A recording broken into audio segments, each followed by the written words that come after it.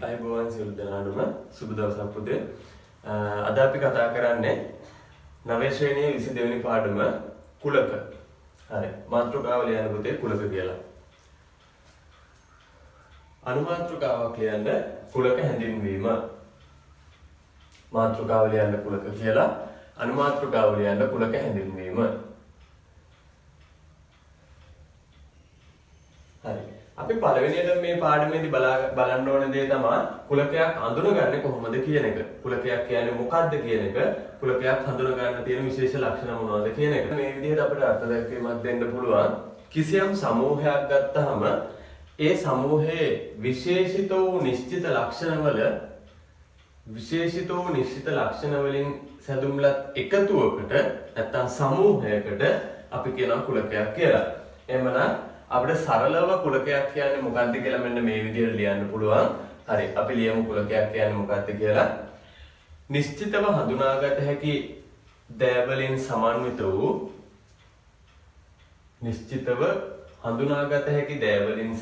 වූ සමූහයක් කුලකයක් ලෙස හඳුන්වයි. එහෙමනම් පුතේ නිශ්චිතව හඳුනා ගන්න පුළුවන් වෙන්න ඕන. සමූහයක් ගත්තාම ඒ සමූහය අතරින් නිශ්චිතව හඳුනා ගන්න පුළුවන් වෙන්න ඕන. විශේෂිත ලක්ෂණ තියෙන්න ඕන. නිශ්චිතව හඳුනා ගන්නවා කියන්නේ අන්න ඒකට. එහෙමනම් අපි සරල උදාහරණයක් විදියට ගත්තොත් එහෙම සත්තු ටිකක් අපි ගන්නවා. පාද 4ක් තියෙන සත්තු, ඉකිලෙන්න පුළුවන් සත්තු. ඔය විදිහට ගත්තාම අපි සම්පූර්ණම සමූහයක් විදිහට සලකනවා. සත්තු වත්තක් අපි හිතමු. සමූහයක් විදිහට අපි සලකනවා සත්තු වත්තම. එහෙමනම් මෙන්න මේ සත්තු වත්තේ නිශ්චිතව හඳුනා ගන්න පුළුවන් විශේෂිත ලක්ෂණ ඇති කොටසක් අපිට වෙන් කර ගන්න පුළුවන් නම් අන්නේ කොටසට අපි කියනවා සත්තුන්ගේ කුලකයක් කියලා. එහෙමනම් උදාහරණයක් විදිහට අපි සත්තු වත්තක් සලකනවා සමූහයක් විදිහට. ඒ සමූහයේ නිශ්චිතවම පියාඹන්න පුළුවන් කට්ටියට අපි කියනවා කුරුල්ලෝ කියලා. නිශ්චිතවම තට්ටු දෙකක් තියෙන පියාඹන්න පුළුවන් කට්ටියන්ට අපි කියනවා කුරුල්ලෝ කියලා. එහෙමනම් අන්නේ සමූහය අපි කියනවා කුරුල්ලෝ කියන කුලකය කියලා. පැහැදිලිද නේද? එහෙමනම් නිශ්චිතවම හඳුනා ගන්න පුළුවන් දෑවලින් සමන්විත සමූහයක් අපි හඳුන්වනවා කුලකයක් කියලා. අපි තවත් උදාහරණයක් ගත්තොත් ඔයාලා ගොඩක් දුරට දන්න අපි හැමෝම ඉස්කෝලේ යන ළමයි විදිහට දන්න අපේ පාසල කියන උදාහරණය ගත්තොත් එහෙම පාසල කියන සමූහය ඇතුලේ කුලකයන් කීපයක් අපිට වෙන් කරලා හඳුනා ගන්න පුළුවන් නිශ්චිත වශයෙන්. පළවෙනි දේ තමයි ගුරුවරු කියන කුලකය සහ ශිෂ්‍යෝ කියන කුලකය. එහෙමනම් අපි දන්නවා නිශ්චිත වශයෙන්ම අපිට කාටවත් ගියාම ඉස්කෝලේට ගියාට පස්සේ මෙයා ගුරුවරයෙක්ද මෙයා ළමයෙක්ද කියලා හඳුනා ගන්න බැරි වෙන අවස්ථා ඇවිල්ලා නැහැ නේද? එහෙමනම් අපිට නිශ්චිත වශයෙන්ම හඳුනා ගන්න පුළුවන් මේ කට්ටිය ගුරුවරු, මේ කට්ටිය ශිෂ්‍යයෝ කියලා නිශ්චිත වශයෙන්ම හඳුනා ගන්න පුළුවන්. සමූහයෙන් වෙන් කර ගන්න පුළුවන්. ඊට පස්සේ අපි ගත්තොත් එහෙම මිශ්‍ර පාසලක් නම් මේක පිරිමි ළමුණු කුලකය අපිට නිශ්චිත වශයෙන් හඳුනා ගන්න පුළුවන්. ඒ වගේම ගැහැණු ළමුණු කුලකය අපිට නිශ්චිත වශයෙන් හඳුනා ගන්න පුළුවන්. තවත් විදිහකට අපි ගත්තොත් අපිට ශ්‍රේණි වශයෙන් අපි මේ පාසල කියන සමූහයේ ශ්‍රේණි වශයෙන් මේ ඉන්නේ 9 ශ්‍රේණියේ දරුවෝ, මේ ඉන්නේ 10 ශ්‍රේණියේ දරුවෝ, මේ ඉන්නේ 5 ශ්‍රේණියේ දරුවෝ කියලා අපිට ශ්‍රේණි වශයෙන් මෙයාලා සමූහයන් විදිහට වෙන් කරලා හඳුනා ගන්න පුළුවන්. કોઈ ඉස්කෝලේකවත් 9 වසරේ ළමයෙක් 10 වසරෙත් ඉන්න විදිහක් නැහැ නේද? එහෙමනම් අපිට නිශ්චිත වශයෙන්ම මෙන්න මේ කට්ටිය 9 වසරේ ළමයි කියලා සමූහයක් විදිහට කුලකයක් විදිහට අපිට වෙන් කරලා හඳුනා ගන්න පුළුවන්. එහෙමනම් ඔන්න ඔය විදිහට අපි අර්ථ දැක්වීම ලියවා නිශ්චිත වශයෙන්ම හඳුනා ගන්න පුළුවන් වෙච්ච දෑවලින් සමන්විත සමූහයක් අපි පොදුවේ හැඳින්වුවා කුලකයක් කියලා. එහෙමනම් දැන් අපිට කුලකයක් හඳුනා ගන්න පුළුවන්. නිශ්චිත වශයෙන්ම වෙන් කරලා හඳුනා ගන්න පුළුවන් වෙන්න ඕන. අපි එහෙනම් කුලක කිහිපයකට උදාහරණ ලියමු. ලියන්න වෙනයි යටින් මෙහෙම කුලකයන් කිහිපයක් සඳහා උදාහරණ. කුලකයන් කිහිපයක් සඳහා උදාහරණ. ලියන්න. අපි ගත්ත උදාහරණ දෙකම අපි ලියමු. සත්තු වත්තක සිටින කුරුල්ලන් කුලකය අපිට නිශ්චිත වශයෙන්ම හඳුනා ගන්න පුළුවන්. කුරුල්ලන් කුලකය ඊළඟට දෙවෙනි එක රෝම ඉලක්ක 1 2 දාලා ලියා ගන්න දෙවෙනි උදාහරණය. පාසලක සිටින 9 ශ්‍රේණියේ දරුවන්. එයාලත් අපිට නිශ්චිත වශයෙන් හඳුනා ගන්න පුළුවන් 9 ශ්‍රේණියේ දරුවන්. හරි. තව උදාහරණයක් අපි ගත්තොත් එහෙම අපි ගණිතයේ පැත්තෙන් උදාහරණයක් ගත්තොත් අපි සංඛ්‍යා වර්ග කීපයක් දන්නවනේ. දැන් අපි උදාහරණයක් විදිහට 1 ඉඳලා 100ට තියෙන පූර්ණ සංඛ්‍යා ටික සැලකුවොත් 1 ඉඳලා 100 දක්වා තියෙන පූර්ණ සංඛ්‍යා ටික සැලකුවොත් ඕක ඇතුලේ අපිට සංඛ්‍යාවන් විවිධ විශේෂත්වයන් අනුව වෙන් කරගන්න පුළුවන්. ඒවා තමයි ඉරට්ට සංඛ්‍යා කුලකයක් අපිට වෙන් කරගන්න පුළුවන්. ඔත්තේ සංඛ්‍යා කුලකයක් වෙන් කරගන්න පුළුවන්. ප්‍රථමක සංඛ්‍යා කුලකයක්, ඊළඟට පහේ ගුණාකාර කුලකයක්, 10 ගුණාකාර කුලකයක්. ඔය විදිහට අපිට නිශ්චිත වශයෙන්ම ඔය සංඛ්‍යා සමූහයන් තුරෙන් කුලකයන් කීපයක් වෙන් කරගන්න පුළුවන්. අපි ඒකට එක උදාහරණයක් ලියමු. හරි. ලියන්නකො එහෙනම් මෙහෙම 1ත් 100ත් අතර ඇති පහේ ගුණාකාර කුලකය. 1ත් 100ත් අතර ඇති පහේ ගුණාකාර කුලකය. හරි. ඔන්න ඔය උදාහරණ තුන අපිට කුලකයක් විදිහට ගන්න පුළුවන්. කුලකයන්ට උදාහරණ විදිහට අපිට ওই තුන් දෙනාම සලකන්න පුළුවන්. එතකොට පුතේ මේ කුලකයක් නොවන අර්ථ දැක්වීමුත් තියෙනවා. උදාහරණයක් විදිහට මම කිව්වොත් එහෙම පාසලක සිටින ලස්සන ළමයි. එහෙම උදාහරණයක් කිව්වොත් ඒක කුලකයක් විදිහට අපිට නිශ්චිතවම වෙන් කරගන්න බෑ. හේතුව තමයි ලස්සන කියන එක සාපේක්ෂයි. මට ලස්සන දරුවෝ තව කෙනෙකුට කැත වෙන්න පුළුවන්. තව කෙනෙකුට ලස්සන අඩුව පේන දරුවෝ මට පේන්න පුළුවන් ලස්සන විදිහට. එහෙමනම් ලස්සන කියන එක එකිනෙකා මත සාපේක්ෂ දෙයක් හින්දා ඒක නිශ්චිතවම හඳුනා ගන්න බෑ. එහෙමනම් පාසලක සිටින ලස්සන ළමුන් ඒක කුලකයක් වෙන්නේ නැහැ. තව මොනවද ඒ වගේ තියෙන උදාහරණ? රටේ ඉන්න දක්ෂ රංගන ශිල්පියෝ. එහෙම කියන්න බෑ නේද? දක්ෂ කට්ටිය සමහර කෙනෙක් කැමති කෙනෙක් ඉන්න පුළුවන්. මම කැමති කෙනා මට දක්ෂ වෙන්න පුළුවන්. මම අකමැති කෙනා මට අදක්ෂ වෙන්න පුළුවන්. ඒවා සාපේක්ෂා ගැන නිශ්චිත වශයෙන් වෙන් කරලා හඳුනා ගන්න බෑ. ඊට පස්සේ අපි ගත්තොත් එහෙම පන්තියක සිටින උස ළමුන් නේද? අපි හැමෝටම යම්කිසි උසක් තියෙනවා. එහෙමනම් අපිට කියන්න බෑ උස ළමුන් කියලා වෙන් කරගන්න බෑ සමූහයක්. හැබැයි පුතේ ඔය උස කියන එකට අපිට සීමාවක් දෙන්න පුළුවන් නම් අපි කියනවා සෙන්ටිමීටර් 150ට වඩා උස ළමයි කියලා කියනවා නම් අන්න ඒ විදිහට අපිට සීමාවක් දෙන්න පුළුවන් නම් එතනින් එහා පැත්ත අපිට කුලකයක් විදිහට සලකන්න පුළුවන්. එහෙනම් ඔන්න ඔතන ළමයි පටල ගන්න තැනක් හොඳට තේරුම් ගන්න. එක උදාහරණයකදී මම කියන්නේ පන්තියේ සිටින උස ළමුන් කියලා. එහෙමනම් පන්තියේ සිටින උස ළමුන් කියන කුලකය අපිට නිශ්චිත වශයෙන්ම මෙන්න මෙච්චර සමාජිකයෝ ගානක් ඉන්නවා කියලා වෙන් කරගන්න බෑ. හැබැයි මම කිව්වොත් එහෙම පන්තියක සිටින සෙන්ටිමීටර් 150ට වඩා වැඩි උසකින් යුක්ත ළමයි කුලකය කියලා අන්න ඒක අපිට නිශ්චිත වශයෙන්ම ළමයින්ගේ උස තීරණය කරලා උස මැනලා අපිට තීරණය කරන්න පුළුවන් සෙන්ටිමීටර් 150ට වඩා උස ළමුන් කියන්නේ මෙන්න මේ කට්ටිය කියලා මේ කුලකය කියලා තීරණය කරන්න පුළුවන්. හරි. දැන් එහෙනම් පැහැදිලි වෙන්න ඕන නිශ්චිත වශයෙන්ම වෙන් කරගෙන හඳුනා ගන්නවා කියන්නේ මොකද්ද? මෙන්න මේ කුලකයකට අයිති වෙන දෑවලට අපි කියනවා එහෙනම් අවයව කියලා. හරි. යටින් තරුවක් දාලා ලියා ගන්නකො එහෙනම් මෙහෙම කුලකයකට අයත් වෙන දෑ එම කුලකයේ අවයව ලෙස හඳුන්වයි. එම කුලකයේ අවයව ලෙස හඳුන්වයි. කුලකයකට අයත් වෙන දෑ එම කුලකයේ අවයව ලෙස හඳුන්වයි. හරි. ඊළඟට අපි බලන්න ඕන මෙන්න මේ කුලකයක් ලියලා පෙන්වන විදි තුනක් අපි ඉගෙනගෙන තියෙනවා. එහෙම නැත්නම් කුලකයක් නිරූපණය කරන ආකාර තුනක් අපි ඉගෙන ගත්තා. ඒ ටිකත් අපි මතක් කරගමු. ලියන්න යන අනුමාත්‍රකාවක් කුලකයක් නිරූපණය කරන ආකාර. කුලකයක් නිරූපණය කරන ආකාර.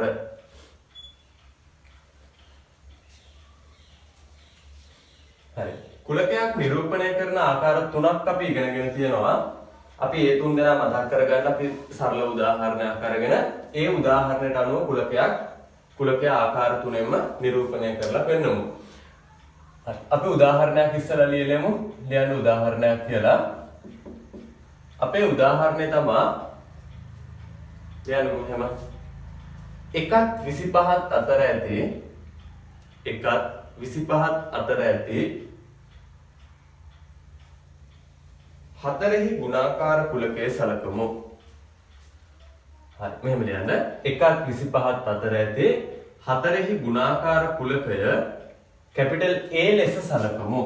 A කැපිටල් A ලෙස සලකමු. මම මේ කුලකයට නමක් දුන්නා කැපිටල් A කියලා. මතක තියාගන්න අපි කුලකයකට නමක් දෙද්දී එයා කැපිටල් ඉංග්‍රීසි අකුරකින් තමයි නම් කරන්නේ. එහෙමනම් මම මේ ගත්ත උදාහරණය මොකක්ද අපි ගත්තේ? අපි ගත්තා එකත් 25ත් අතර තියෙන හතරේ ගුණාකාර කුලකය A කියලා හිතුවා. කැපිටල් A කියලා හිතුවා. එහෙමනම් මෙන්න මෙයාව අපිට ආකාර තුනකට නිරූපණය කරන්න පුළුවන්. අපි රෝමිලක්කා 1 2 3 දාලා ලියමු. පළවෙනි ආකාරය තමයි කුලකය වචනයෙන් විස්තර කර ලිවීම. හරි. ලියන්න. මෙතන ලියන්න. රෝමිලක්කා 1 දාලා ලියන්න.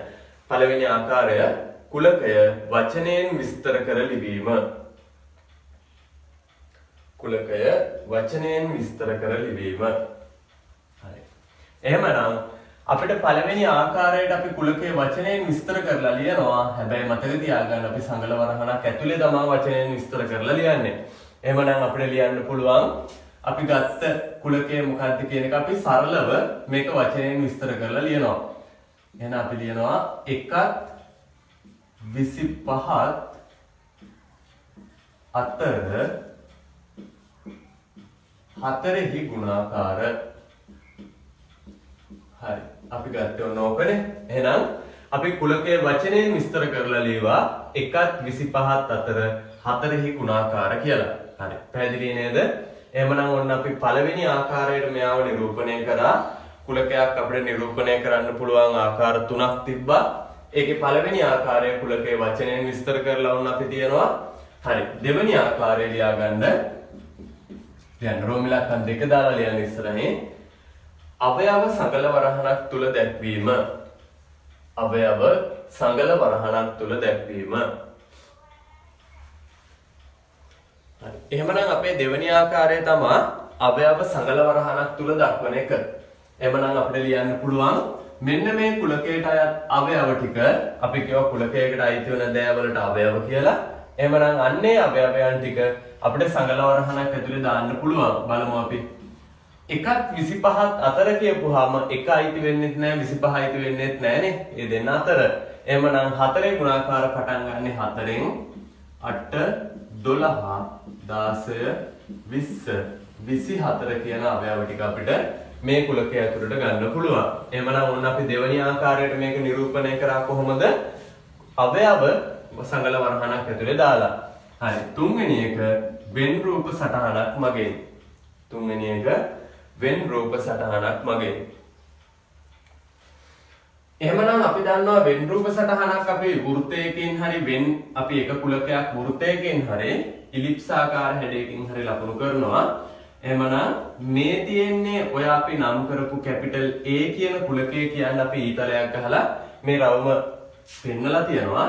දැන් අපිට පුළුවන් මේක ඇතුළට මේ කුලකයේ අවයව ටික දාන්න. හැබැයි මතක තියාගන්න අපි පැහැදිලිව වෙන් කරලා හඳුනා ගන්න පුළුවන් වෙන විදිහට අවයව ටික දාන්න ඕනේ. කමාහිම දාන්නේ නැහැ අපි මේක ඇතුළට. එහෙමනම් ඔන්න ඔය විදිහට අපිට කුලකයක් වෙන් රූප සටහනකින් නිරූපණය කරන්න පුළුවන්. හරි. එහෙමනම් අපි ඔන්න අවස්ථා තුනක් ඉගෙන ගත්ත කුලකයක් නිරූපණය කරන්න පුළුවන් විදි. හරි.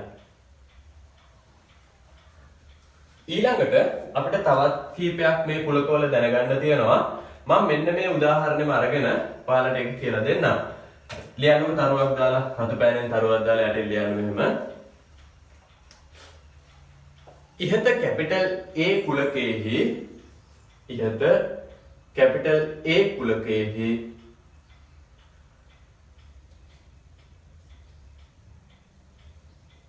ඉහත කැපිටල් A කුලකයේහි අවයවයක් ලෙස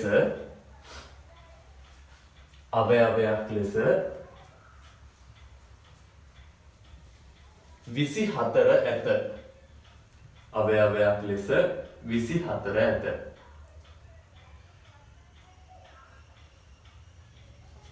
මෙය පහත ආකාරයෙන් නිරූපණය කළ හැකිය. මෙය පහත ආකාරයෙන් නිරූපණය කළ හැකිය. හරි. එහෙමනම් අපි තරුවක් දාලා ලියුවා මොකද්ද? මෙන්න මේ 24 කියන කෙනා මේ කැපිටල් A කියන කුලකයේ අවයවයක් වෙනවා. ඔව් ඒක අපිට පේනවනේ නේද? අපි A කියලා අවයව සහිතව කුලකයේ දක්වපුවාම මම ඉතුරු ටික මකන්නම්. මේවා දැන් අපේ නිරූපණ අවස්ථානේ. මම මේක විතරක් ඉතුරු කරන්නම්. එහෙනම් දැන් අපි දන්නවා කැපිටල් A කියන කුලකයේ අවයවයක් වෙනවා ඇත්තටම 24. එහෙනම් අපිට ඒක නිරූපණය කරන්න පුළුවන්. එහෙම නැත්නම් සංකේතවත් කරන්න පුළුවන්. මෙන්න මේ විදිහට 24 අවයවයක් වෙනවා කාගේද? කැපිටල් A කියන කුලකයේ. මතක තියාගන්න එහෙනම් මේකේ කට ඇරලා තියෙන පැත්තට දාන්න අපි කුලකය. A කියන කුලකය. අනිත් පැත්තට මේ කට වැහිලා වගේ තියෙන පැත්තට අපි දාන්නේ අවයවය. ඕකම අපිට තවත් විදිහකට සංකේතවත් කරන්න පුළුවන්. මෙන්න මේ විදිහට 24 අවයවයක් වෙනවා. මම කැපිටල් A වෙනුවට එයාගේ අවයව සහිතව ලියලා පෙන්නනවා. එහෙනම් මෙන්න මේ ආකාර දෙකෙන්ම මේ දකුණු පැත්තේදී අපිට කියවෙන්නේ A කියන කුලකය. බලන්න පැහැදිලිද කියලා නේ? මෙතනදී අපි A කියලා එයාගේ නම දුන්නා. මෙතනදී මම A වෙනුවට එයාගේ කුලකය දුන්නා. හැබැයි සංගල වරහණක් ඇතුලේ. පැහැදිලි නේ? හරි. එහෙමනම් මෙන්න මේකෙන් කියවෙන්නේ මේ අවස්ථා දෙකෙන් මේ දෙකෙන් ඕනම එකකින් කියවෙන්නේ 24 යනු A හි අවයවයක් වේ කියන එක. හරි. එහෙනම් 24 යනු A හි අවයවයක් වේ. ඊළඟ තරුව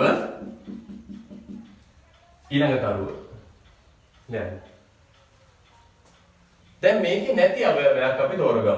එහෙමනම් මේකේ නැති අවයවයක් අපි 15 කියලා හිතමු. 15 මේ කැපිටල් එකේ අවයවයක් නොවෙනවා. ඒ කියන්නේ අවයවයක් නෙමෙයි. එහෙනම් අපි ඒක කොහොමද සංකේතවත් කරන්නේ කියලා මෙතන වචනයෙන් ලියලා ඒක අපි සංකේතවත් කරමු. හරි. වචනයෙන් ලියන්නකො එහෙනම් තරුවක් දාලා මේ විදිහට 15 යනු A කුලකයේ අවයවයක් නොවේ. 15 යනු A කුලකයේ අවයවයක් නොවේ. හරි. ඒක අපි වචනෙන් ලියලා ඒකත් අපි මේ විදිහට අපිට ආකාර දෙකටම ඕනනම් සංකේතවත් කරන්න පුළුවන්. අපි ආකාර දෙකම ලියාගමු. එහෙනම් ඔයාලා වචනෙන් ලියව මොකද්ද? 15 යනු A කුලකයේ අවයවයක් නොවේ කියලා. එහෙනම් අපිට ඒක නිරූපණය කරන්න පුළුවන් මෙන්න මේ විදිහට. මෙහෙම තිබ්බොත් කියවෙන්නේ 15 A කුලකයේ අවයවයක් වේ කියලානේ. එහෙම නොවේ නම් අපි මේක ඉරකින් කපලා දානවා. එහෙනම් අපිට ඕකත් අර අනිත් විදිහටම A කියන නම වෙනුවට කුලකයේ දාලා ලියන්න පුළුවන්. එහෙමනම් මේ දෙකත් ලියා ගන්නකො. එතකොට මෙතනින් කියවෙන්නේ 15 යනු A කුලකයේ අවයවයක් නොවේ කියන එක. හරි. ඔයත් අර දාලා ලියා ගන්න පල්ලෙහාට. හරි.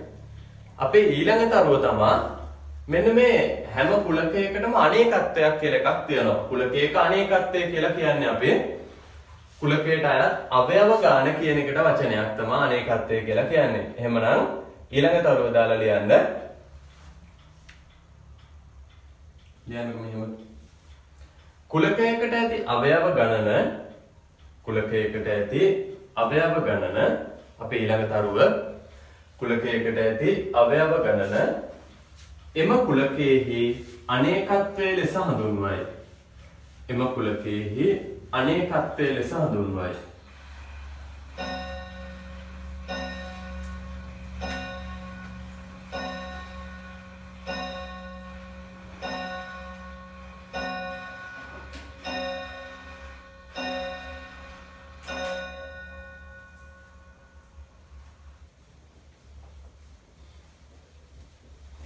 හරි. කුලකයකට ඇති අවයව ගාන තමයි අපි ඒ කුලකයේ අනේකත්වය කියලා හඳුන්වන්නේ. එහෙමනම් අපිට ඒක සංකේතවත් කරන්න පුළුවන්. අපි කුලකයක ඇති අවයව ගාන සංකේතවත් කරද්දී සිම්පල් n අකුරක් පාවිච්චි කරනවා. n කාගේද? කැපිටල් A ගේ. එහෙනම් මේ කියන්නේ මොකද්ද?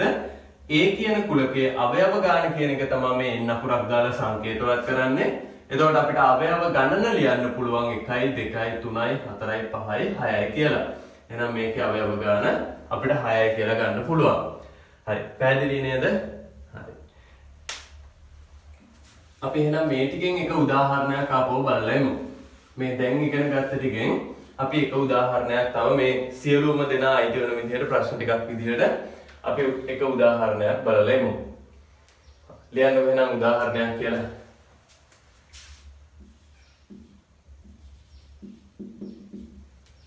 උදාහරණයක් ලියන්න.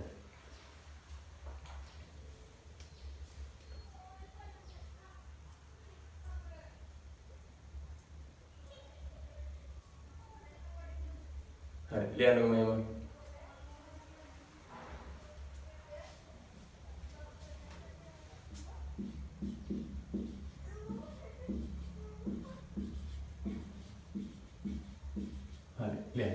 කුරුණෑගල යන වචනයේ මේක ඉංග්‍රීසියෙන් අපි ලියන්නේ කුරුණෑගල යන වචනයේ ඉංග්‍රීසි අකුරු කුලකයේ සලකමු. ඉංග්‍රීසි අකුරු කුලකයේ සලකමු.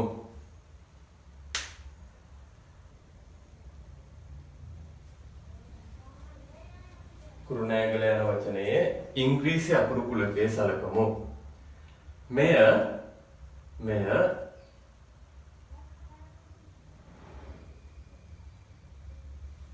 कैपिटल B ලෙස නම් කරන්න. මෙය कैपिटल B ලෙස නම් කරන්න. හරි. පළවෙනි ප්‍රශ්නේ මේකෙන් මම අහන පළවෙනි ප්‍රශ්නේ. ලියන්න. B කුලකය අවයව සහිතව ලියන්න. B කුලකය අවයව සහිතව ලියන්න. එහෙනම් මම මේකෙන් අහන පළවෙනි ප්‍රශ්නේ B කුලකය අවයව සහිතව ලියන්න. හරි. මතක් කරගන්න. එහෙනම් අපි උතනම උත්තරේ ලියලෙමු. දැන් අපි දන්නවා ඕනෑම එකක් අවයව සහිතව කුලකයක් ලියනවා නම් සංගල වරහන් ඇතුලේ ලියන්න ඕනේ කැපිටල් B කියන කුලකයේ තමයි මෙන්න මේ ඉංග්‍රීසි අකුරු කුලකය උනේ. එහෙමනම් අපිට මෙතනින් K අකුර ගන්න පුළුවන්, U අකුර ගන්නවා, අපි R ගන්නවා. අපි ඊළඟට Q අකුරක් හම්බ වෙනවා. හැබැයි අපි දැන් එකපාරක් ඒ අවයවය පාවිච්චි කරලා තියෙන හින්දා ආපහු U අකුරක් ගන්නෙ නැහැ. ඒක අපි දරුවක් දාලා පස්සේ ලියමු. N ගත්තා, E ගත්තා, G A L. හරි. ඊළඟට අපි ආපහු තියෙන A අකුර ගන්නෙ නැහැ. මොකද අපි දැනටමත් ඒ අවයවය පාවිච්චි කරලා ඉවරයි. එහෙනම් ඔන්න ඔය විදිහට තමයි අපිට කුරුණෑගල කියන ඉංග්‍රීසි වචනේ ඉංග්‍රීසි අකුරු කුලකයේ ලියන්න වෙන්නේ. ලියා ගන්න උත්තරේ. ලියලා රතු පෑනෙන් තරුවක් දාලා රතු පාටින්ම ලියා ගන්න. මොකද මේක විශේෂ අවස්ථාවක්. මොකක්ද මේ විශේෂ අවස්ථාව?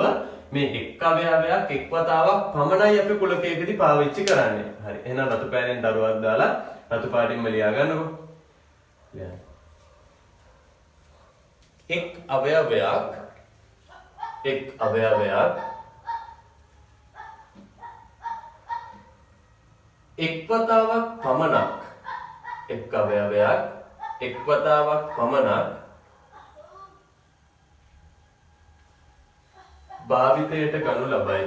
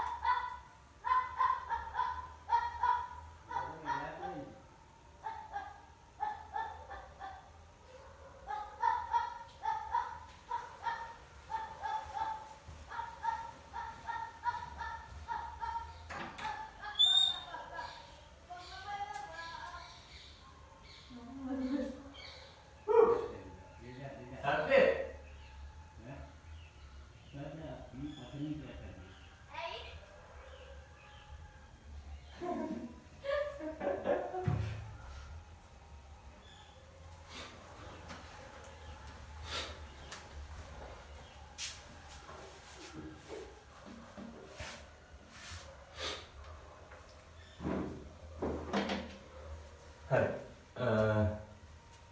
අපි රතු පෑනෙන් තරුවක් දාලා ඒක ලියමු. ලියන්න රතු පෑනෙන් තරුවක් දාලා කුලකයක් අවයව සහිතව ලිවීමේදී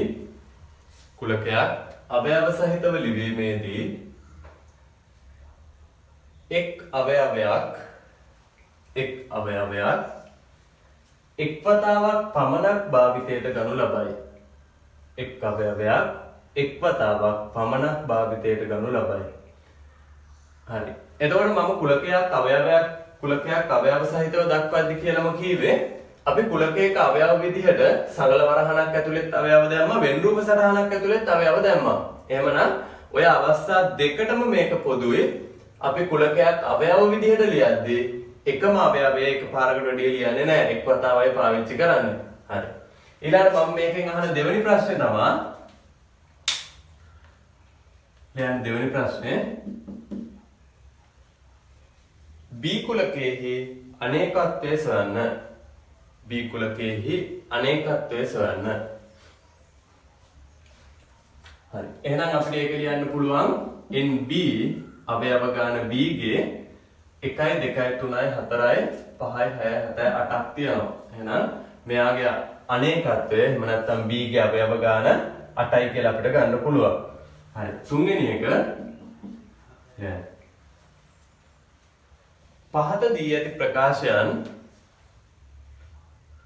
පහත දී ඇති ප්‍රකාශයන් හරිනම් හරි ලකුණද වැරදි නම් වැරදි ලකුණද යොදන්න. මේ අපේ රෝම ඉලක්කම් 3 මේ උදාහරණය පහත දී ඇති ප්‍රකාශයන් හරිනම් හරි ලකුණද වැරදි නම් වැරදි ලකුණද යොදන්න. හරි. මෙන්න මේ විදිහට මම ප්‍රකාශයන් ටිකක් දීලා තියෙනවා. බලන්න ඒ වගේ හරි වැරදි මොනවද කියලා බලලා හරිනම් හරි දාන්න තියෙන්නේ. මේක තමයි පළවෙනි ප්‍රකාශනය. මම මේවා පස්සේ කියලා දෙන්නම්. මම ඉස්සෙල්ලා මේ ටික ලියා ගන්නම්. ඔයාලා හරිනම් හරි දාන්න වැරදි නම් වැරදි දාන්න.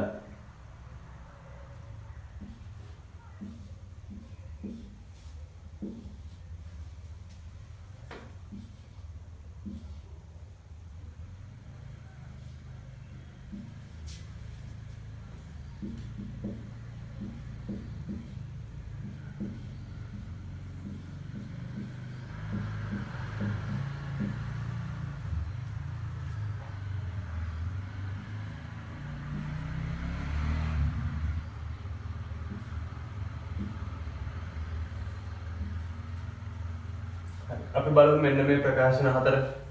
මේ ප්‍රකාශන හතරේ පළවෙනි ප්‍රකාශනයේ කියලා තියෙන්නේ මොකද්ද? n අවයවයක් වෙනවා b කියන කුලකයේ. ඔව් නේද? ඒක ඇත්ත.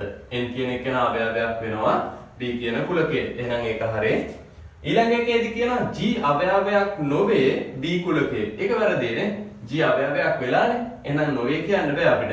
එහෙනම් මේ ප්‍රකාශනය වැරදි. ඊළඟට අපිට කියනවා a අවයවයක් වේ මේ B කියන කුලකයේම තමයි මේ අපි අවයව සහිතව ලියලා තියෙන්නේ. එහෙමනම් බලන්නකෝ ඒ අවයවයක් වෙනවනේ. මෙන්න මේ කුලකයේ මෙතන අවයවයක් විදිහට තියෙනවා. එහෙනම් ඒකත් හරි.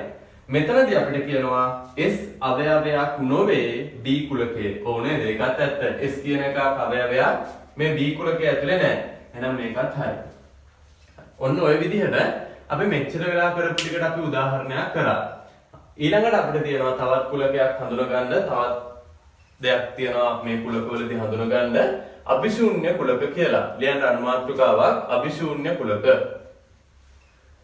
අභිශූන්‍ය කුලක.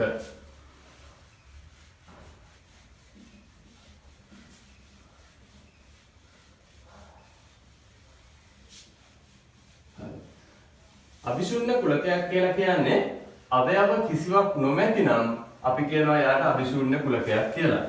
එහෙනම් ලියන්න යන්නේ අවයව කිසිවක් නොමැති කුලකයක් අභිශූන්‍ය කුලකයක් ලෙස හඳුන්වයි. අවයව කිසිවක් නොමැති කුලකයක් අභිශූන්‍ය කුලකයක් ලෙස හඳුන්වයි. අපි ඒකටත් උදාහරණයක් අරන් බලමු. එහෙමනම් මම උදාහරණයක් විදියට ගන්නවා Q කියලා කුලකයක්. මෙන්න මේ Q කුලකය මම අර්ථ දක්වලා තියෙනවා මේ විදිහට 1 10ත් අතර 12 ගුණාකාර. හරි. එහෙනම් මම Q කියන කුලකයේ අර්ථ දක්වලා තියෙනවා 1 10ත් අතර 12 ගුණාකාර කියලා. එහෙමනම් අපි දන්නවා 12 ගුණාකාර පටන් ගන්නෙම 12න්. ඒ කියන්නේ 1 10ත් අතර 12 ගුණාකාර එකක්වත් නැහැ. එහෙමනම් මේක අභිශූන්‍ය කුලකයක් වෙනවා. අවයව කිසිවක් නොමැති කුලකයක් වෙනවා. හරි. අපි යටින් ලියමු එහෙනම් ඉහත Q කුලකය අවයව කිසිවක් නොමැති අවයව කිසිවක් නොමැති අභිශුන්‍ය කුලකයක් වේ. අභිශුන්‍ය කුලකයක් වේ. අභිශුන්‍ය කුලකයක්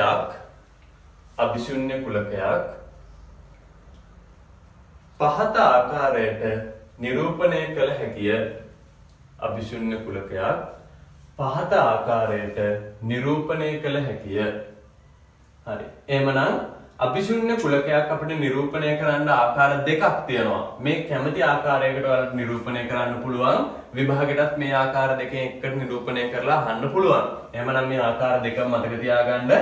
අපිට අභිශුන්‍ය කුලකයක් හිස් සංගල වරහණකින් නිරූපණය කරන්න පුළුවන්.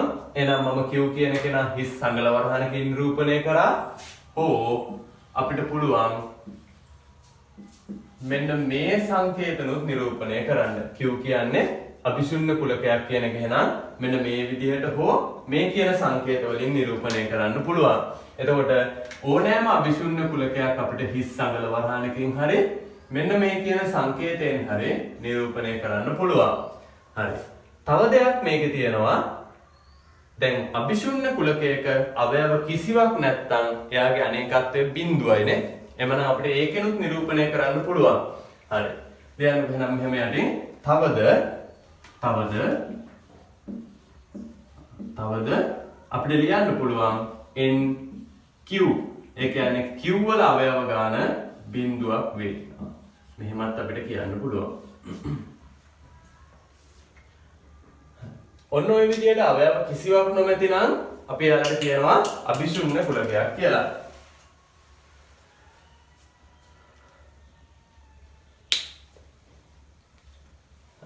ඊළඟට අපිට තවත් කුලක වර්ගයක් තියෙනවා. දැන් අපිට කුලක වර්ග කීපයක් තව හඳුනා ගන්න තියෙනවා. අපේ ඊළඟ වර්ගය තමයි ලියන්න අනුමාත්‍රකාවක් පරිමිත හා අපරිමිත කුලක. පරිමිත හා අපරිමිත කුලක. මම මේ දෙකටම එක උදාහරණයක් ගන්නවා. ඒ කියන්නේ එකම පාරෙන් මේ පරිමිත කුලක කියන්නේ මොනවද? අපරිමිත කුලක කියන්නේ මොනවද කියලා එකපාරම කියලා දෙන්නම්. ලියන්න අනුමාත්‍රකාවක් පරිමිත කුලක හා අපරිමිත කුලක.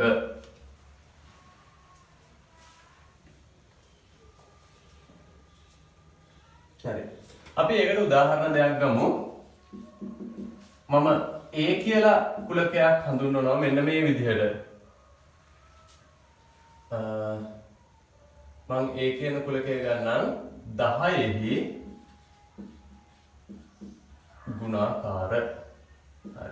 A කියන කුලකය මම ගත්තේ 10ෙහි ගුණාකාර. එහෙනම් අපිට A කියන කුලකය අවයව සහිතව ලියන්න ගියාම පොඩි ප්‍රශ්නයක් එනවා. මොකද්ද ප්‍රශ්නේ? දැන් අපිට A කියන කුලකයේ 10 ගුණාකාර කියලා නම් කියන්න පුළුවන් නේ. වචනෙන් කියන්න පුළුවන්. හැබැයි අවයව ලියන්න ගියොත් එහෙම මේක ලියලා කොතනින් කෙලවර කරන්නද කියලා අපිට හිතා ගන්න බෑ. හේතුව තමයි 10 ගුණාකාර කියවොත් 10 20 30 40 50 ඔය විදිහට අපිට මේක මෙතනින් නවත්තන්න බෑ. 60 70 80 90 110 120 ඔය විදිහට මේක කෙලවරක් නැතුව යන අවයව ගණනක් තියෙනවා. එහෙමනම් අපි මේකේ කෙලවරක් අපිට ලියන්න බැරි හින්දා මෙන්න මේ විදිහට පොඩි ටිකක් දාලා මේක සංකේතවත් කරනවා. එහෙමනම් මෙන්න මේ වගේ අවයව ගණන අනන්ත වූ, ඒ කියන්නේ අවයව ගණන අපිට ගණන් කරලා ඉවර කරගන්න බැරි වෙන කුලකයක් අපි කියනවා අපරිමිතයි කියලා. අපි ඒ වගේ හිතන්නේ අපරිමිතයි කියන වචනේ පාවිච්චි කරන්නේ නේද? අපිට ගණන් කරලා ඉවර කරගන්න බෑ. අවයව 5යිද 10යිද 15යිද ඊට පස්සේ අවයව 12ද 13ද කියලා අපිට කියලා ගණන් කරන්න බෑ. අවයව ලියලා ඉවර කරන්නත් බෑ. අන්න ඒ වගේ කෙනෙකුට අපි කියනවා අපරිමිත කුලකයක් කියලා. හරි. එහෙමනම් යටින් තරුවක් දාලා රතු පාටින් ලියා ගන්නකො මෙහෙම. ලියන්න.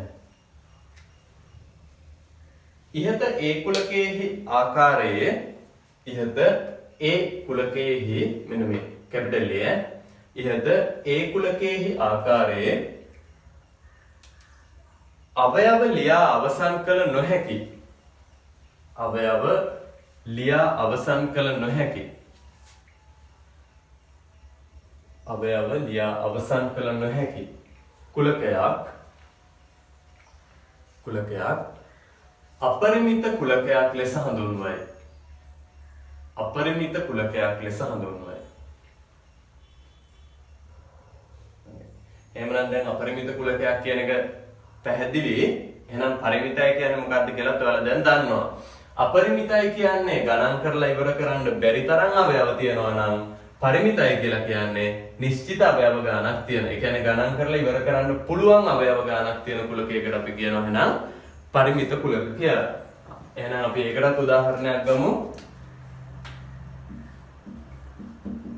මම එක B කියලා කියන්නම්. එහෙනම් මම ලියනවා 1 සිට 10 දක්වා ඉරට්ට සංඛ්‍යා. හරි බලන්නකො. මේකේදී අපිට 1 සිට 10 දක්වා එහෙමනම් එක ඉරට්ට සංඛ්‍යාවක් නොවෙන හින්දා 2 4 6 8 10 දක්වා හින්දා 10ක් ගන්න වෙනවා. එහෙනම් මේකේදී අවයව 5යි කියලා අපිට 1 2 3 4 5යි කියලා ගණන් කරලා කියන්නත් පුළුවන්. අවයව ලියලා ඉවර කරන්නත් පුළුවන්. එහෙමනම් මෙන්න මේ වගේ එකකට අපි කියනවා පරිමිත කුලකයක් කියලා. එහෙනම් යටින් දරුවක් දාලා ලියන්නකෝ. දැන් නිශ්චිත අවයව ගණනක් සහිත නිශ්චිතයි. අවයව ගණන නිශ්චිතයි. මේක නිශ්චිත නෑනේ. කියන්න බෑ අපිට කොච්චරයිද කියලා. හරි. එහෙනම් මේකේ දරුවක් දාලා ලියන්න නිශ්චිත අවයව ගණනක් සහිත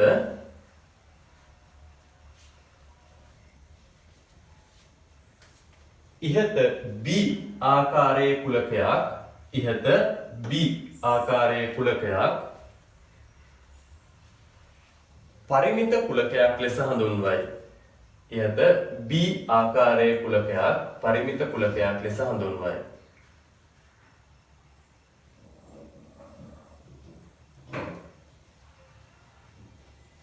ඊළඟ අනුමාත්‍රකාව සමකුලක. සමකුලක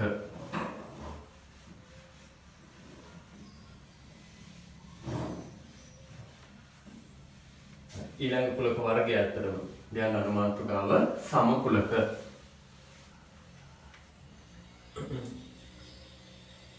යටි ලියන වෙන සමකුලකයක් කියන්නේ මොකක්ද කියන එක අපි පස්සේ උදාහරණයක් කතා කරමු. ඉස්සෙල්ලා අපි අර්ථ දැක්වීම ලියලෙමු. ලියන්න ගහන්න එහෙම සමකුලක කියන එකට උදාහරණ තමයි අපි අර්ථ දැක්වීම ලියලෙමු. ලියන්න ගහන්න කුලක දෙකක ඇති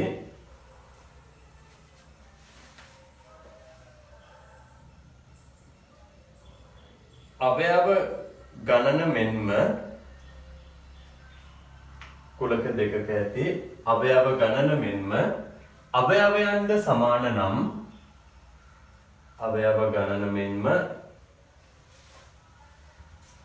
අවයවයන්ද සමාන නම් ඒවා සමකුලක ලෙස හඳුන්වයි. ඒවා සමකුලක ලෙස හඳුන්වයි. හරි.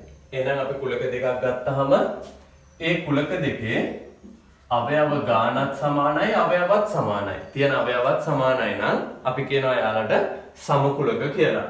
එහෙමනම් අපි උදාහරණයක් විදියට ගත්තොත් එහෙම අපි මෙහෙම ගමු. මම පළවෙනි A කියන කුලකයේ උදාහරණය මම A කියලා කුලකයක් ගන්නවා. ඒක මම ලියනවා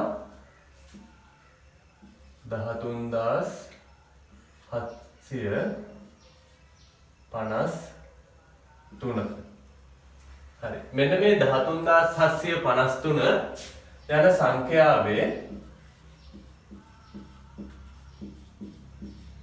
ඉලක්කම්. හරි. එහෙනම් මම පළවෙනි උදාහරණය A කියලා ගත්තා. එයාගේ තියෙන්නේ 13753 කියන සංඛ්‍යාවේ ඉලක්කම් කුලකය. එහෙමනම් අපි A කුලකයේ අවයව සහිතව ලියුවොත් අපිට එනවා ඉලක්කම් විදිහට 1 3 5 1 3 7 5. මෙතන අවයව දෙක මාරුනාට ප්‍රශ්නයක් නැහැ. එතකොට මම මේ තිබ්බ පිළිවෙලටම ලියුවා. එතකොට අපි ආපහු තුනේ ඉලක්කමක් ලියන්නේ නැහනේ. හේතුව තමයි අපි එක අවයවයක් එකපාරයි ලියන්නේ. එහෙනම් අපිට ලියන්න පුළුවන් A කියන කුලකයේ අවයව ගාන අවයව සහිතව 1 3 7 5 කියලා. හරි. ඊළඟට මම B කියලා කුලකයක් සලකනවා. ලියන්නකො නම් B කියන කුලකය අපි ඒක වචනෙන් ලියමු. 1ත් 8ත් අතර උත්තේ සංඛ්‍යා. එහෙනම් මම B කියන කුලකයේ සැලකුවේ 1ත් මම මෙතන බිංදුවක් කියලා ගන්නම්. බිංදුවත් 8ත් අතර ඔත්තේ සංඛ්‍යා කුලකයේ තමයි මම B කියන කුලකයේදී සැලකුවේ. එහෙමනම් අපිට B කියන කුලකයත් අවයව සහිතව ලියුවොත් බිංදුවත් 8ත් අතර ගත්තාම 1 3 5 7 ඔය ටිකම තමයි අපිට හම් වෙන්නේ B කියන කුලකයේ අවයව විදිහට. එහෙමනම් දැන් ඔයාලට පැහැදිලි මේ බලන්න. A කියන කුලකයේ තියෙන්නේ 1 3 5 7 කියන අවයව හතර.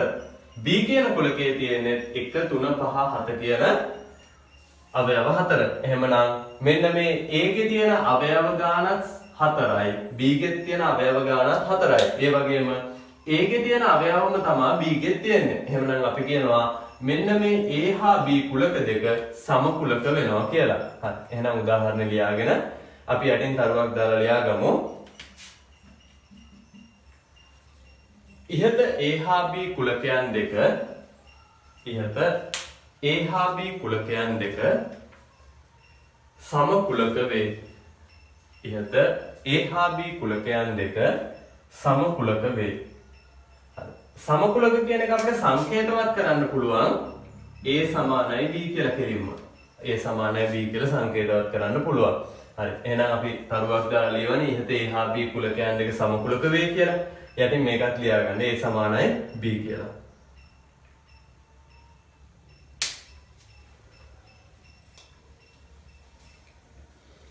හරි. ඊළඟ කුලක වර්ගය තමයි තුල්්‍ය කුලක. දැන් තුල්්‍ය කුලක. අනුමාත්‍රකාවක් විදිහට ලියන්න තුල්්‍ය කුලක කියලා. ලියන්න බෑ නම් ඒකේ අර්ථ දැක්වීම.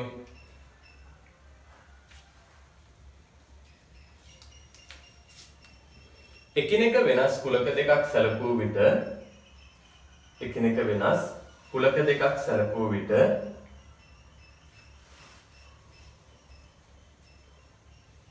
එම කුලක දෙකෙහි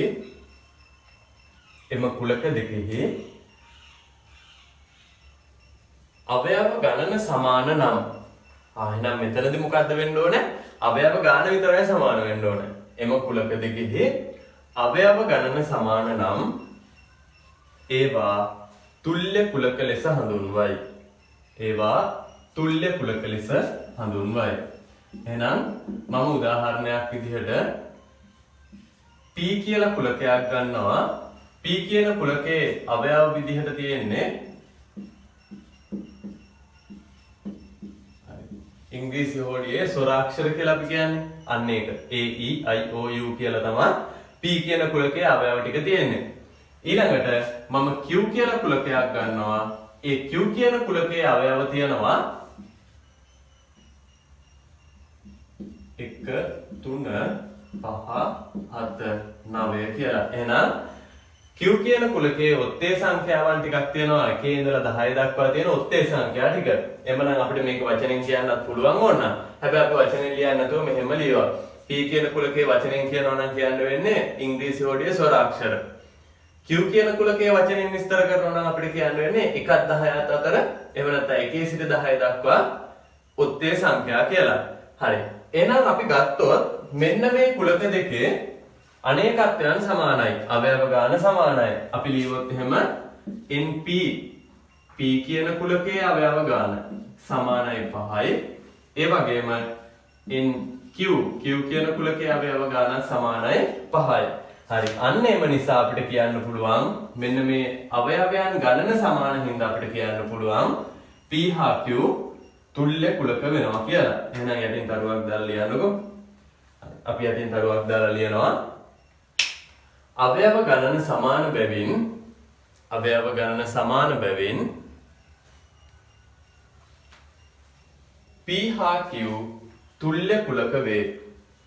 P හා Q තුල්්‍ය කුලක වේ.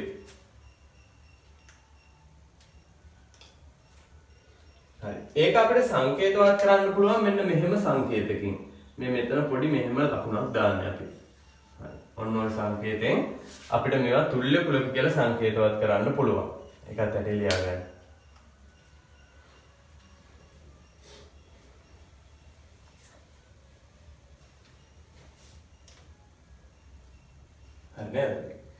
හරි. ඊළඟට උපකුලක ලියන්න අනුමාත්‍රිකාව උපකුලක මේක හොඳ විශේෂ තැනක්. උපකුලක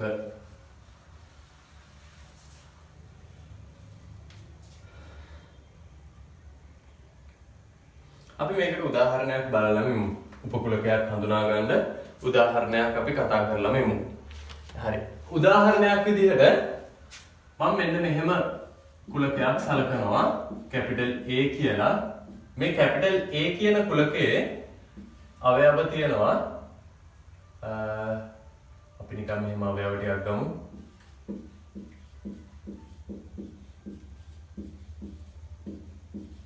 ඔන්න ඔය විදිහට 1 2 3 4 5 6 7 කියලා මම අවයව 7ක් ගත්තා. අවයව 7ක් තියෙන කුලකයක් A කියලා සැලකුවා.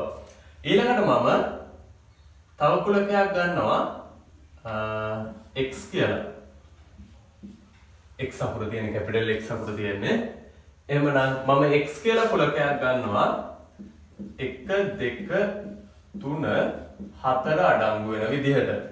ඊළඟට මම y කියලා කුලකයක් ගන්නවා. හරි අපි y කියන කුලකේ පස්සේ ගමු. දැනට අපි මෙතනින් නවත්තලා මේක ගැන කතා කරලෙමු. හරි මේ බලන්නකෝ. දැන් අපි ගත්ත A කියන කුලකයට තිබ්බ අවයව 7ක් තිබ්බා. 1 2 3 4 5 6 7 කියලා A කියන කුලකයේ අවයව 7ක් තිබ්බා. ඊළඟට අපි ගත්ත x කියන කුලකයට අවයව 4ක් තිබ්බා. ඒ අවයව 4 තමයි 1 2 3 4.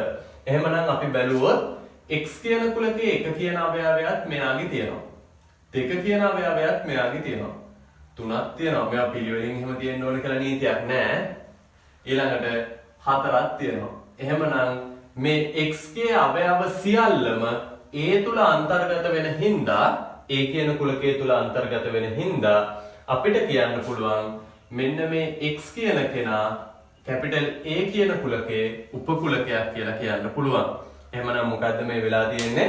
මේ A කියන කුලකයේ අවයව සියල්ලම හෝ අවයව කිහිපයක් අරගෙන අපි තවත් කුලකයක් නිර්මාණය කරලා තියෙනවානේ. දැන් ඇත්තටම අපි අවයව සියල්ලම අරගෙන නැහැ. කීපයක් අරගෙන නිර්මාණය කරලා තියෙනවා x කියලා කුලකයක්. එහෙමනම් අපි කියනවා මෙන්න මේ x කියන කුලකය කැපිටල් A කුලකයේ උපකුලකයක් වෙනවා කියලා.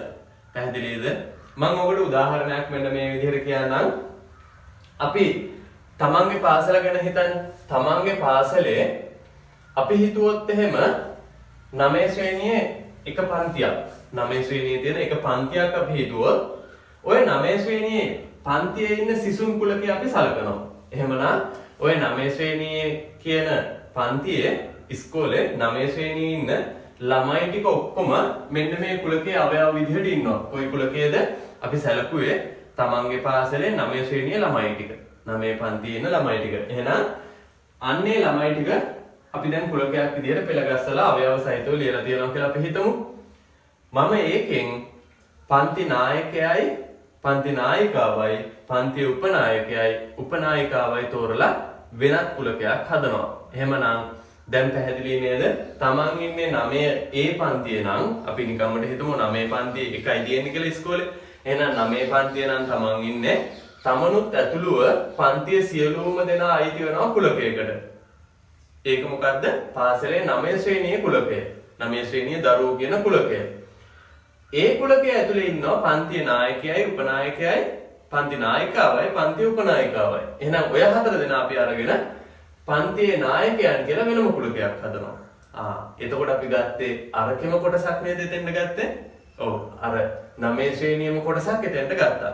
එහෙමනම් අපිට මෙන්න මේ උදාහරණයෙන් පැහැදිලි කරගන්නත් පුළුවන් උපකුලකයක් කියන්නේ මොකක්ද කියන එක. එහෙනම් මේකෙන් අපි ලියමු අර ටිකක් දිග වැඩි හින්දා. එහෙනම් උදාහරණ මේක ලියා ගන්නකො මේ විදිහටම මෙහෙම ඉරි ගහ ගන්න රතු පාටෙන් ඉරි ගහගෙන ලියා ගන්න. හරි. යටි ලියන්න වෙනම් මෙහෙම x කුලකයට අයත් වන පැතිරිලි x කුලකයට අයත් වන සියලුම අවයවයන් x කුලකයට අයත් වන සියලුම අවයවයන් A කුලකයේ තුල ඇති බැවින් capital A A කුලකයේ තුල ඇති බැවින්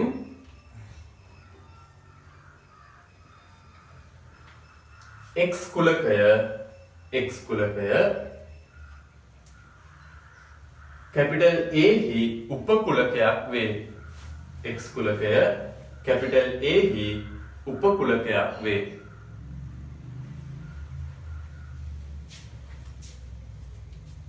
හරි. එහෙමනම් ඔන්න ඔය උපකුලකයක් වේ කියන එක අපිට අර්ථ දක්වන්න, ඒ කියන්නේ නිරූපණය කරන්නත් ක්‍රමයක් තියෙනවා. එහෙනම් අපි ඒක නිරූපණය කරනවා මෙන්න මේ සංකේතේ. මේක C අකුර නෙමෙයි. C අකුරට වඩා චුට්ටක් මේ පාද දෙක දිගයි. හරි. මේ සංකේතේ මතක තියාගන්න. කට ඇරිලා තියෙන පැත්තට දාන්න විශාල කුලකය. ඒ කියන්නේ අපේ මව් කුලකය. ඊට පස්සේ තමයි අපි ඒකෙන් උප කෙනෙක් හදාගන්නේ. එහෙමනම් කට ඇරිලා තියෙන පැත්තට දාන්න ඕන capital A කියන කුලකය. කට වැහිලා තියෙන පැත්තට අපි දානවා උපකුලකය. හරි. එහෙමනම් මේකෙන් කියවෙන්නේ මොකද්ද? x යනු A හි උපකුලකයක් වේ. අපි ඒකත් අරුවක් දාලා ලියමු යටින්. ලියන්න අරුවක් දාලා මේ සංකේතය ලියා ගන්නකො ඉස්සෙල්ලා.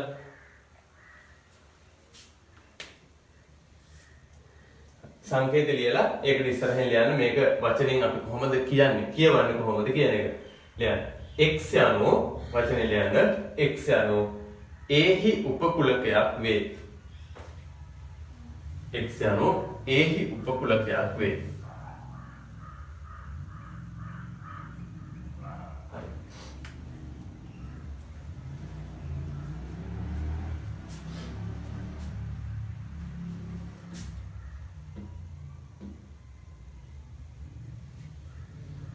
හරි. එහෙමනම් ඊළඟ අවස්ථාව මම මේ උදාහරණෙම ගන්නම්.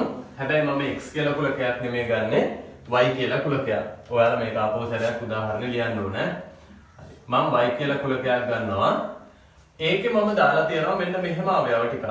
5 6 7 8 9. හරි. දැන් එහෙනම් බලන්න මෙන්න මේ y කියන කුලකයට අයිති වෙලා තිබ්බ 5 නම් තියෙනවා ඒ කුලකේ. 6ක් තියෙනවා. 7ක් තියෙනවා. හැබැයි 8 9 අර capital A කියන කුලකයට අන්තර්ගත වෙලා නැති අවයවයන්. එහෙමනම් අපිට දැන් මෙතනදි කියන්න බෑ y කියන්නේ A ගේ උපකුලකයක් කියලා. හරි. එහෙනම් එහෙම උපකුලකයක් නොවන අවස්ථාවකට තවත් උදාහරණයක් මම ඔයාලට අර පාසලේ කතාවෙම කියන්නම්. දැන් ඔයාලා ඒක ආපහු අපි එතෙන්ට යන්න. එහෙනම් ඔන්න දැන් ආපහු හිතන්න 9 වසරේ පන්තියේ ළමයි ටික තමයි කුලකය. 9 වසරේ පන්තියේ ළමයි ටික තමයි කුලකය.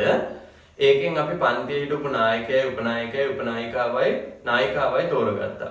එතකොට ඒ ළමයි 4 දෙනාමත් ඔයාලගේ පන්තියේ ළමයි 4 දෙනෙක්නේ. එහෙමනම් අපිට කියන්න පුළුවන් පන්තියේ සිටින නායකයන් කියලා අර කට්ටිය උපකුලකයක් විදියට ඔයාලගේ පන්තියෙම ඉන්න ළමයි 4 දෙනා වෙන් කරගන්න පුළුවන්. හැබැයි මෙතනදි වෙලා තියෙන්නේ මොකද්ද? පන්තියේ ඉන්න නායකයෝ නෙමෙයි. අපි හිතමු ශිෂ්‍ය නායකයෝ කියලා. එහෙනම් ශිෂ්‍ය නායකයෝ ගත්තාම 9 ශ්‍රේණියේ ළමයි විතරක් නෙමෙයි ඉන්නේ. 10 ඉන්න පුළුවන් 11 ඉන්න පුළුවන් නේද? එහෙනම් දැන් ශිෂ්‍ය නායකයෝ කියපුවාම ශිෂ්‍ය නායකයන් කියන කුලකයට අයත් වෙන්නේ ඔයාලගේ පන්තියේ ළමයි විතරක් නෙමෙයි. 10 ශ්‍රේණියේ ළමයි අයිති වෙන්න පුළුවන්. 11 ළමයි අයිති වෙන්න පුළුවන්. එහෙමනම් ඒක උපකුලකයක් වෙන්නේ නැහැ. දැන් පැහැදිලි නේද? මේ කුලක දෙක එතකොට අපි ගත්තාම A කියන කුලකයේ අවයව කිහිපයකුයි මේ වෙන කොහෙන්ද අවයව දෙකකුත් ඇවිල්ලා. එහෙමනම් මෙන්න මේ y කියන කුලකය මේ capital A කියන කුලකයේ උපකුලකයක් වෙන්නේ නැහැ. හරි. යටින් දරුවක් දාලා නම් ලියන්නකො.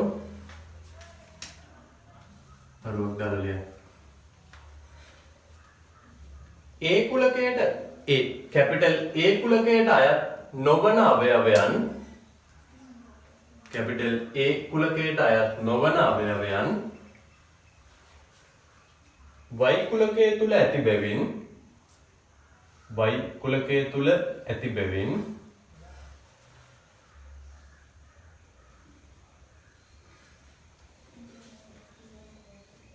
A හි capital A හි උපකුලකයක් ලෙස capital A හි උපකුලකයක් ලෙස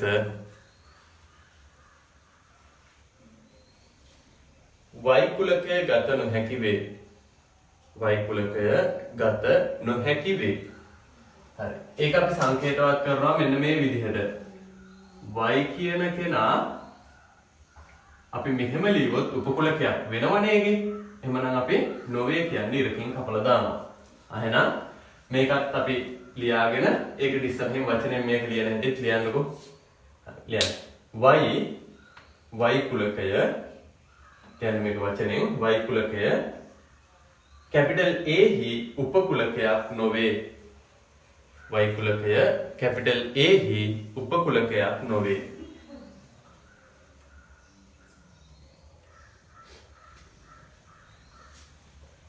හරි. එහෙනම් ඔන්න ඔයාලට අපි උපකුලක කියලා කියනවා. අපිට උපකුලකයන් වලට තවත් අර්ථ දැක්වීමක් තියෙනවා. අපි ඒකත් රතු පාටෙන් ලියාගමු තරුවක් දාලා. හරි. එහෙනම් උපකුලක වල තියෙන තවත් අර්ථ දැක්වීමක් මම තවත් විදිහකට මේක අර්ථ දක්වලා දෙනවා ඔයාලට. ඒකත් අපි රතු පාටෙන් තරුවක් දාලා රතු පාටෙන්ම ලියා ගන්නකො ඒක. හරි. එහෙනම් අපි ලියනවා මෙහෙම.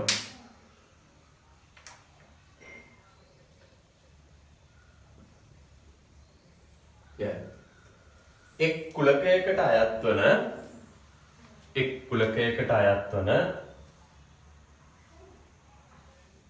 අවයව සියල්ලම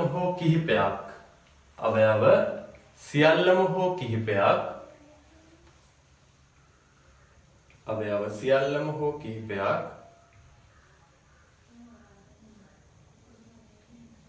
තවත් කුලකයක ඇතනම්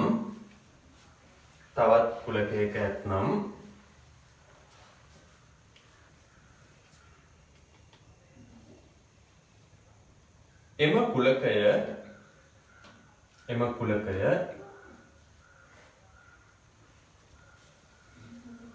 පෙරකී කුලකයේ උපකුලකයක් වේ.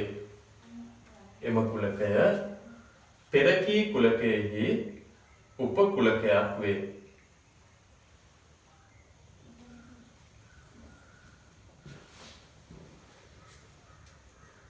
හරි. තව අපිට විශේෂ දෙයක් මේකෙදි කරන්න තියෙනවා. අපි කුලකයක් ගත්තොත් ඒ කුලකයේ තියෙන උපකුලක ගාන හඳුනගන්නේ කොහොමද? උපකුලක කීයක් තියෙනවද කියලා අපි හඳුනගන්නේ කොහොමද කියලා අපිට පොඩි සමීකරණයක් තියෙනවා. ඒකත් අපි දැනගන්න ඕනේ. එහෙමනම් යටින් ලියන්න මෙහෙම. කුලකයකට අයත් වන උපකුලක ගණන සෙවීම. කුලකයකට අයත් වන උපකුලක ගණන සෙවීම. හරි. මේකෙදි පොඩි සමීකරණයක් අපිට තියෙන්නේ. කුලකයක් ගත්තොත් ඒ කුලකයට උපකුලක කීයක් හදන්න පුළුවන්ද කියන එක තමයි අපි මේකෙදි හොයාගන්නේ. එහෙමනම් අපි ඒකට උදාහරණයක් විදිහට මෙන්න මෙහෙම මම ගන්නවා ABC කියලා කුලකයක්.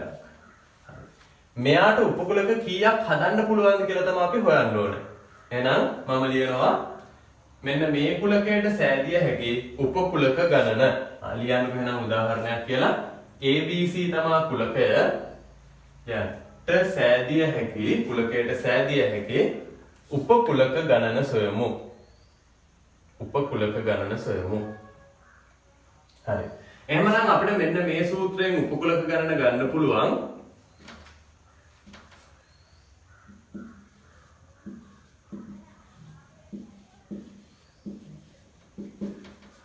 දෙකේ n වන බලය කියන සූත්‍රයෙන් අපිට උපකුලක ගණන ගන්න පුළුවන්. එහෙමනම් මෙන්න මේ දෙකේ n වෙනි බලය කියපුවාම n ට අපි දාන්නේ අවයව ගණන. මතක තියාගන්න n ට අපි දාන්නේ අවයව ගණන. එහෙනම් මෙයාගේ දෙකේ 1 2 3යි අවයව 3ක් තියෙන හින්දා දෙකේ 3 වෙනි බලය කියලා ගන්න පුළුවන්. මතකද අපි උපකුලක ගණන කොහොමද හොයන්නේ? දෙකේ n වෙනි බලය කියන සූත්‍රයෙන් දෙකේ n වෙනි බලයේ n වෙනුවට අපි දාන්නේ 1 2 3යි. අවයව ගණන තමයි දාන්නේ n වෙනුවට. එහෙනම් දෙකේ 3 වෙනි බලය අපිට ලියන්න පුළුවන් මෙන්න මේ විදිහට. දෙකේ 3 වෙනි බලය කියන්නේ එහෙනම් 8යි. මෙන්න මේ ABC කියලා අවයව 3ක් අඩංගු වෙන කුලකයට හදන්න පුළුවන් උපකුලක ගණන අපි හොයාගත්තා 8යි කියලා. අපි නිකමට මේ උපකුලක 8ක් ලියලා බලමු. එහෙමනම් ඔන්න අපිට එක අවයවයේ බැගින් අරගෙන උපකුලක 3ක් හදන්න පුළුවන්. මේ උපකුලකනේ. ඊළඟට අපිට පුළුවන් අවයව දෙක බැගින් අරගෙන උපකුලක හදන්න. එහෙනම් මම AB අවයව දෙක අරගෙන එක උපකුලකයකුත් BC අවයව දෙක අරගෙන එක උපකුලකයකුත් AC අවයව දෙක අරගෙන එක උපකුලකයකුත් හැදුවා. එහෙනම් දැන් ඔන්න තියෙනවා 1 2 3 4 5 6ක් හරි. තව දෙකක් තියෙනවා. හරි. එහෙමනම් අපිට අවයව සියල්ලම අරගෙන උපකුලකයක් හදන්නත් පුළුවන්. ABC අවයව තුනම ගත්තා. ඊළඟට අපිට මතක තියාගන්න ඕනෑම කුලකයක උපකුලකයක් වෙනවා යාගේ අභිශුන්‍ය කුලකය. අවයව නොමැති කුලකයක් විදිහටත් අපිට යාගේ උපකුලකයක් සලකන්න පුළුවන්. හරි. එහෙමනම් මෙන්න මේ ටික තමයි ඔය අවයව තුනක් තිබ්බ කුලකයට හදන්න පුළුවන් වෙච්ච උපකුලක 8. එහෙනම් ලියා ගන්නකෝ ඒක. උදාහරණ විදිහට අපි ගත්ත අවයව තුනක් තියෙන කුලකයක්. ඒකට හදන්න පුළුවන් උපකුලක ගාන 8ක් කියලා අපි හොයාගත්තා. ඒ 8 අපි ලියලා තියෙනවා තනි අවයවයක බැගින් අරගෙන කුලක 3කුත්, අවයව දෙක බැගින් අරගෙන කුලක 3කුත්, අවයව තුනම අරගෙන කුලකයකුත්. විශේෂ දේ අභිශුන්‍ය කුලකයක් ඕනෑම කුලකයක උපකුලකයක් වෙනවා. හරි.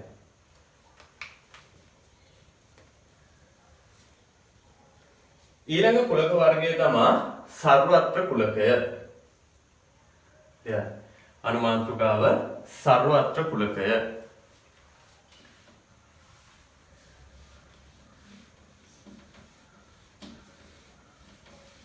හරි. සර්වත්‍ර කුලකය ගැන කියද්දී මම අර කලින් කතා කරපු උදාහරණ දෙකකට ආපහු යනවා. අපි පාඩම පටන් ගත්තෙම කුලක හඳුනා ගැනීමේදී උදාහරණ දෙකක් කතා කරා. එකක් සත්තු අත්තක් ගැන, අනිත් එක අපේ ඉස්කෝලයක් ගැන. එහෙමනම් අපි සලකනු ලබන සමූහයකින් නිශ්චිතව වෙන් කර ගන්න පුළුවන් කට්ටියට කුලකයක් කියවා. එහෙමනම් ඔන්න ඔය සලකපු සමූහයට අපි කියනවා සර්වත්‍ර කුලකය කියලා. මතක් කරගන්න. අපි සත්වත්ත කියන සමූහය සැලකුවා.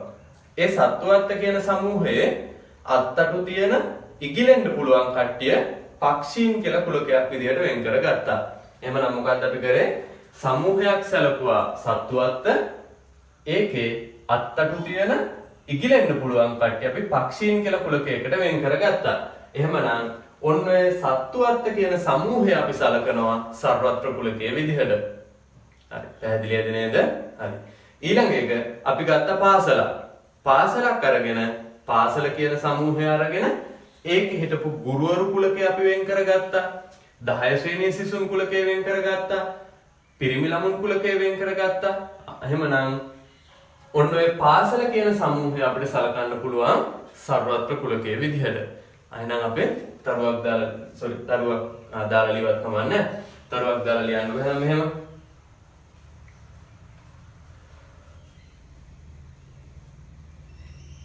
කුලකයක් අර්ථ දැක්වීම සඳහා යොදා ගනු ලබන සමූහය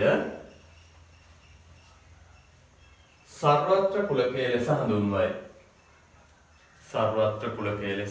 හඳුන්වයි. අපි උදාහරණයක් ලියමු. පාසලක ඇති 9 ශ්‍රේණියේ සිසුන් කුලකයේ සලකමු. පාසලක ඇති 9 ශ්‍රේණියේ සිසුන් කුලකයේ සලකමු.